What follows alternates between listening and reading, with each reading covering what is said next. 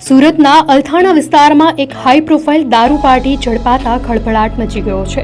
પોલીસે એક જાણીતા ઉદ્યોગપતિના જન્મદિવસની પાર્ટી પર દરોડો પાડ્યો હતો, જેમાં મોટા બિઝનેસ સાથે સંકળાયેલા લોકો દારૂ પીતા ઝડપાયા હતા. દરોડા દરમિયાન એક યુવકે પોલીસ સાથે ઝપાઝપી પણ કરી હતી. અલથાણ પોલીસ સ્ટેશનની હદમાં આવેલી ખાનગી હોટલમાં મોડી રાત્રે પોલીસે દરોડો પાડ્યો હતો. અહીં એક જાણીતા ઉદ્યોગપતિના જન્મદિવસની પાર્ટી ચાલી રહી હતી. તેની આડમાં હાઈ પ્રોફાઇલ દારૂ પાર્ટીનું આયોજન કરાયું હતું.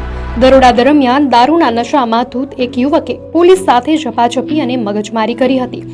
અલથાણ પોલીસ સ્ટેશનના પીએસઆઈએ આ યુવકની ધરપકડ પણ કરી હતી, પરંતુ કયા કારણોસર તેને છોડી દેવામાં આવ્યો તે હજી સુધી એક મોટો સવાલ છે.